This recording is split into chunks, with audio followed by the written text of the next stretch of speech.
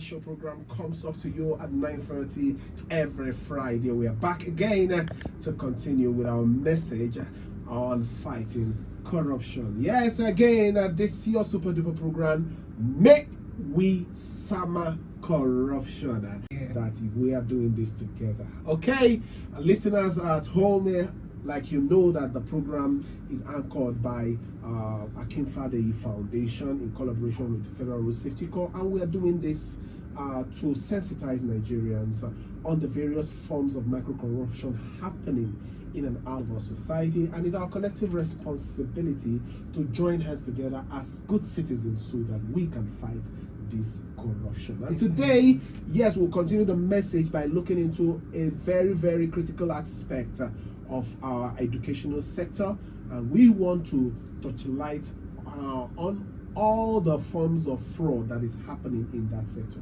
And what are we talking about today? We want to look at corruption in the tertiary institution, which involves the university, polytechnics, and colleges of education. And we are going to be streamlining the discussion on admission fraud. Admission fraud. So fraud too, don't get admission. I don't think it does. The matter, I think, by this discussion, we want to look into the forms of corruption in the tertiary institution, and also try and see how we can profile a better solution. So with me in the studio are the program manager, Miss Tommy Oluwatomi Okiowo. Sorry, I beg your pardon.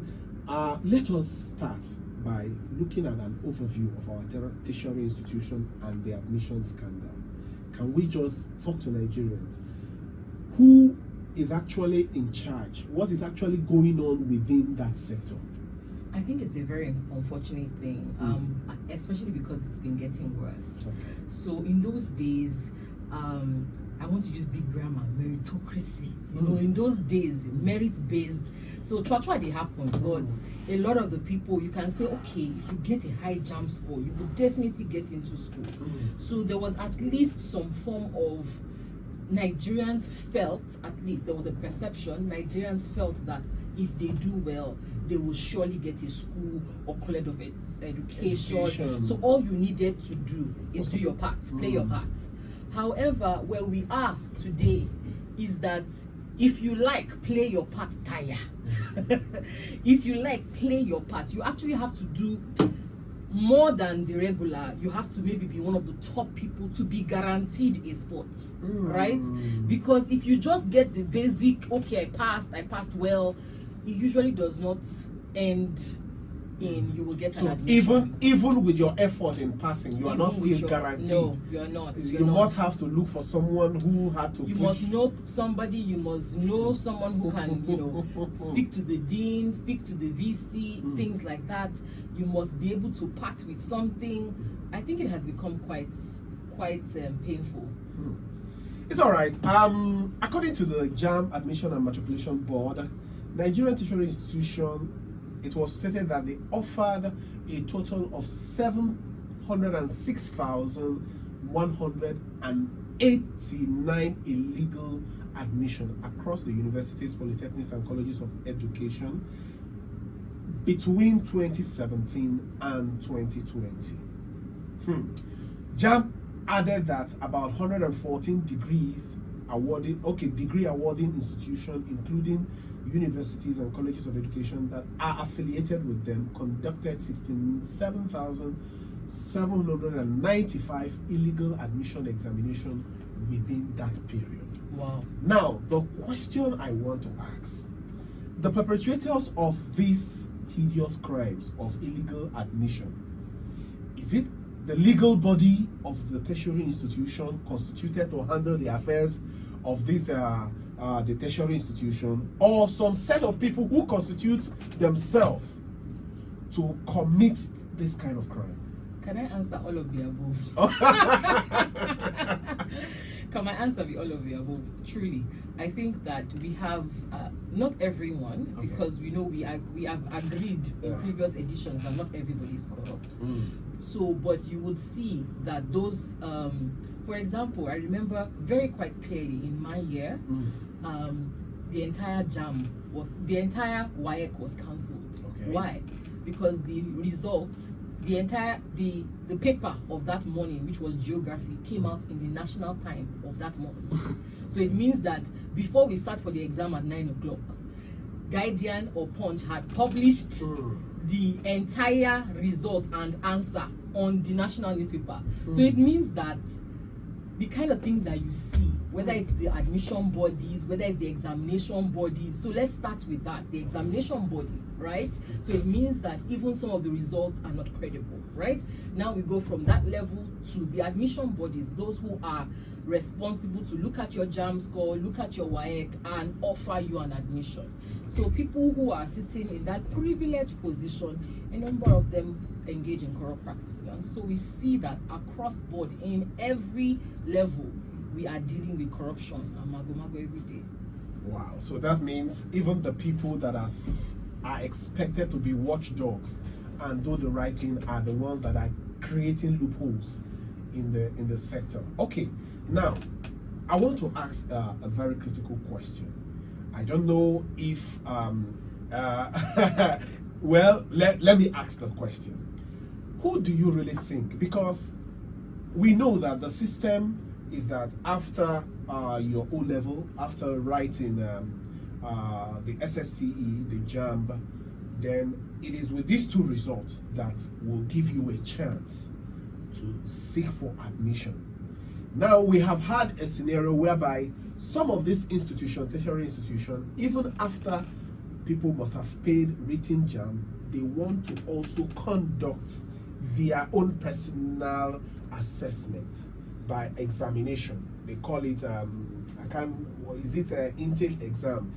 So people that post JAM. Is it post JAM? Post UME. Post UME. So it's still post JAM then.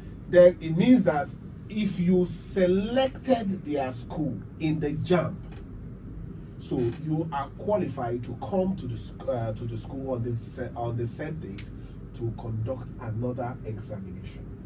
Now, in your own thought, who should really be the people who should influence admission, who should give admission, give people who are qualified? Since we are writing SSC, writing JAM, and writing post UME again, so who do you really think should be saddled with that responsibility so that we cannot really have, checkmate all these issues of fraud in the system? It's hard, that this your question hard. But for my first thought, maybe if we have an independent body. However, in Nigeria, we are used to creating independent body over independent body over independent body. So we'll create a body to supervise the body that will supervise the body. So unfortunately, you see, and that is what we call systemic corruption. And the kind of duplication of duties. Yes. So everybody now will be fighting hierarchy. Who is more superior? Who is more superior? Because truly, if the equation was that, okay, at university level, who are currently responsible for admitting students with certain marks, okay, we can see corruption within that system, right? You could have said, okay, let's create an independent body that just automatically places, almost like they use AI, once you get this particular mark and this is your first attempt, we prioritize you, and merit. It will be merit based. Yes. So if we really could do that, if there was some form of system, maybe not even an institution per se, but if there was some sort of system that we could say, okay, all the results from WAEC, JAM, NECO will feed into this system, being manned by these independent bodies, maybe a collection of credible professors from each institution, serve as a body, you understand? And so it goes into the system, and automatically students are placed in their first choice, their chosen career based on merit. All right. Now let's talk about some people, scammers. The people that sometimes they can call themselves agents. you know, that operate within some secluded, you know, part, or probably within the school. That's another thing Nigeria has. They have agents for everything. Now let's agent day for everything. I want us to really talk about Okay. Do you really think it is the system that is creating these loopholes for these people to take prey off? For sure. In Nigeria, we create what they call lacunas, and we create potholes. And when we create potholes, somebody is supposed to fill out. So, you know, somebody will come, even when something is easy, you will see a side vendor, agent, say, let me help you carry it from point A to point B, even when the solution is easy, right? So now imagine when there is a break in transmission, where you do not have, why would you go and meet an agent? Because you do not have confidence in the system. Nigerians have lost faith in the system. Shikena. So they are always looking for someone Agents. who will assist them. Yes, who will assist them to either rig the process, to use leg power, to hand power, whichever one, any power, and there are all sorts of powers to get there. All right, my prayer is that maybe somehow the people in power should, you know, look at this holistically. We are looking at the new government coming in to be sworn in, and I pray that they will look into this matter holistically to see how you know, it can be mitigated against. Now we're running out of time. Let us look at actionable solutions that you feel that, you know, maybe the tertiary institution, probably the government, or whoever that is saddled with this responsibility, you know, what we can proffer to them that will help, so that we can curtail or entirely eradicate this admission fraud. Actually, there are bodies. For example, there's committee of vice chancellors, for example. There's committee of provost of, so we have bodies, right?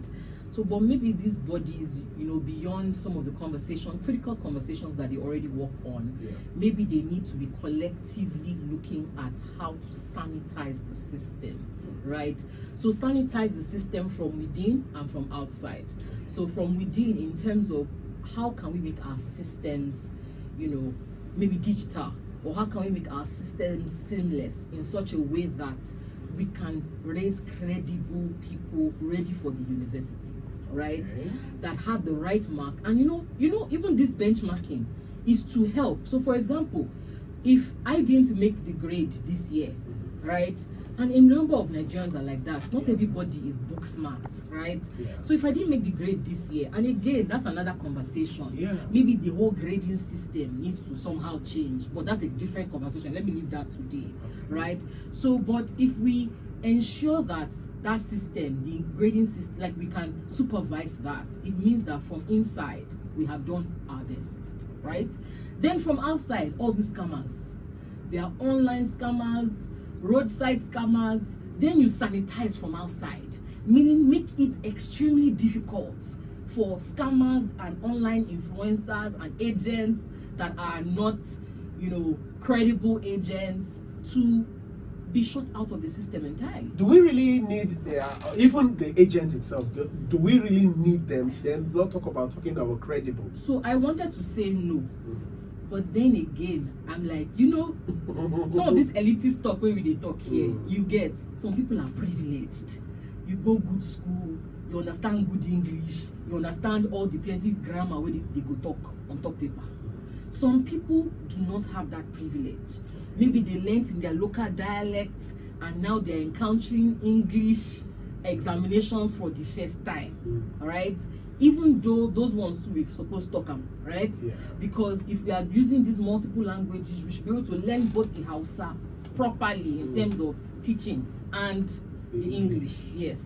Because by the time you get to tertiary level, now you are encountering English and then you say, oh, my mark is below par, right? But let's go back to where we were. So these agents might now be necessary for people like that to even understand. So even if you know they do mago and you know if you understand what they put on, you know, what they put in front of you, that's a problem. And we should not disadvantage those people just because. So that's where I bring the issue of credible agents. It's all right, listeners, don't forget, you can call into the show on the number 0805 299 8090.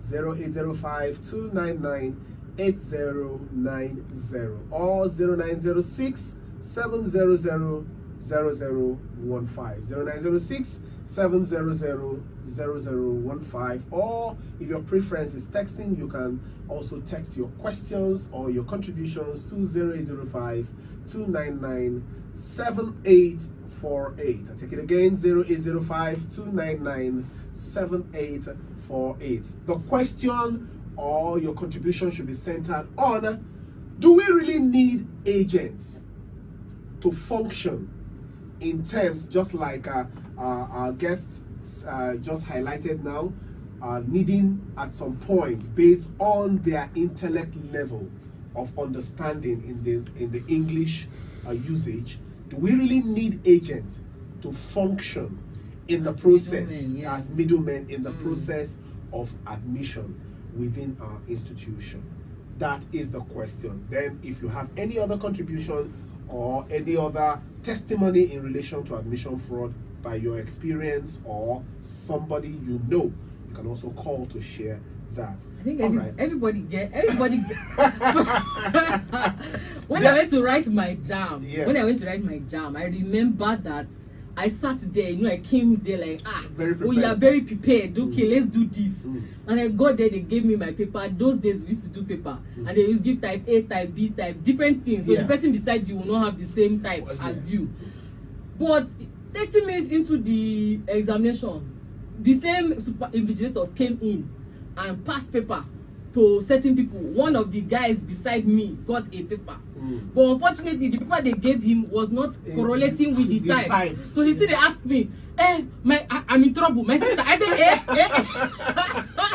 I came here on my own merits to do my own work, and you are still, and you got help, and then you are still asking me questions for help again. But that was, so for me, it was actually, I was upset, because I felt like these people were supposed to be safeguarding the process, and they came and they will just, so you see, those people, they will not be writing anything until those invigilators come and slide them a paper of their type, giving them all the answers. How about?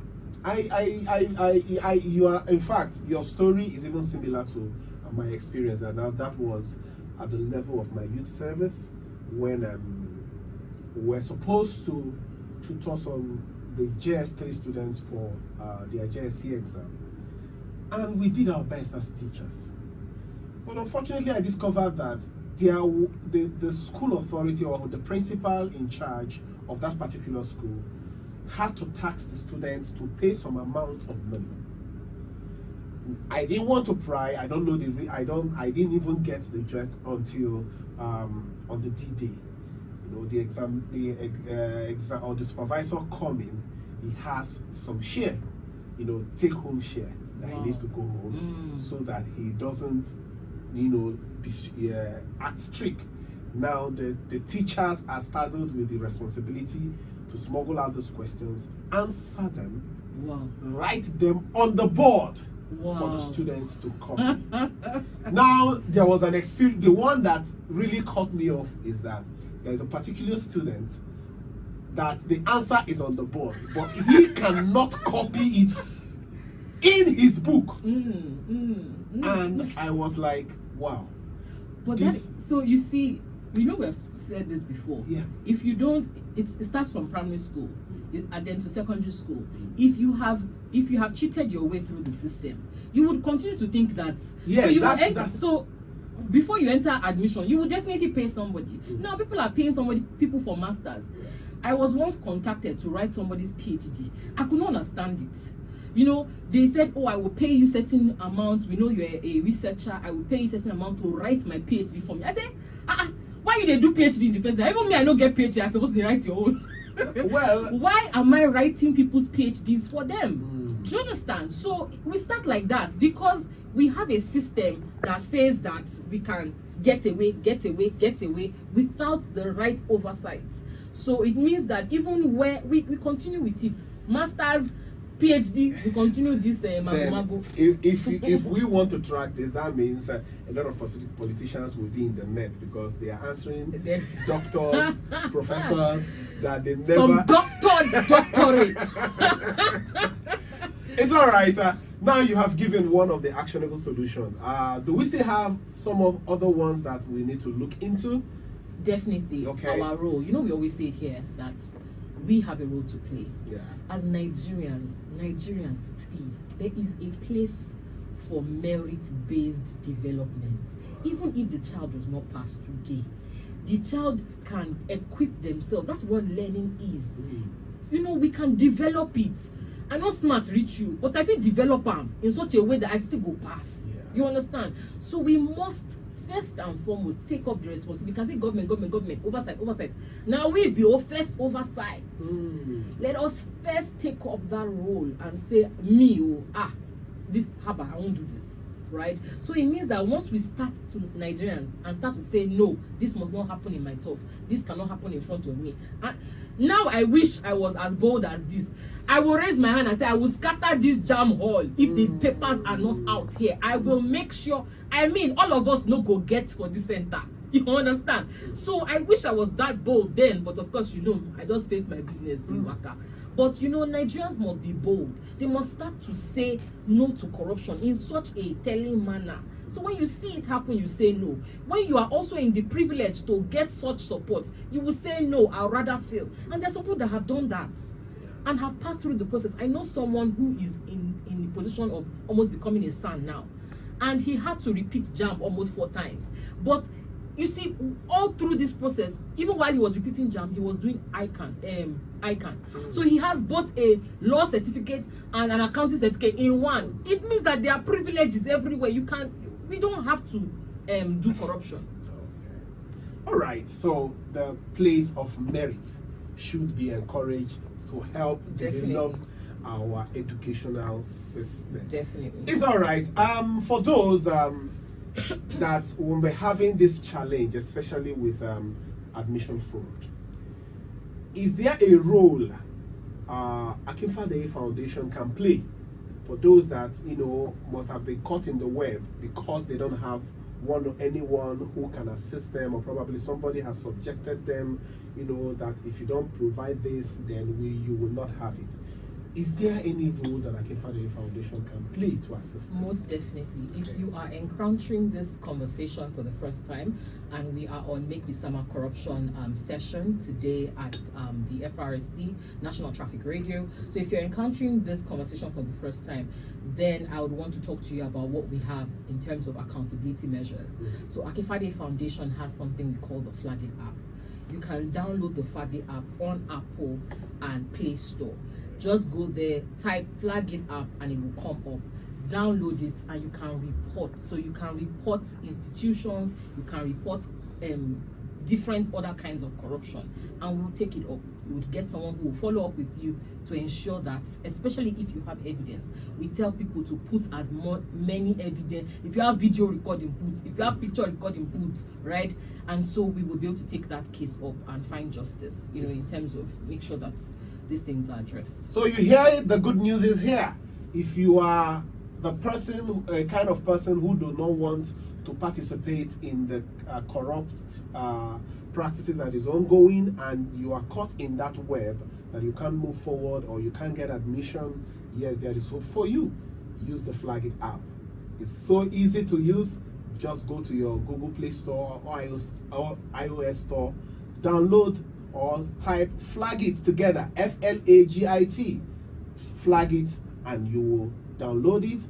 You will go through it, register, put your informations, and you will see spaces on the window, whatever that is provided, whichever column you want to use. Yes, provide the information, the evidences, tell your story, tell you. As soon as the report gets to them, they will put a call across to you and see how they can help you. It's a pleasure to have you, Ma. Thank you. Thank you so much. Nigerians are blessed to have you. You know, give them hope that this can actually work and they can get justice. Thank you so much. God bless you. Thank you. It's a pleasure and a duty for every Nigerian that we know that we can stand on the truth. Let merit rule the day. Let's give merit a chance so that our society will get better. Until we come your way again next week Friday on this station and on at the same time to continue with our message on Make We Summer Corruption. See you again next week. God bless. Thank you.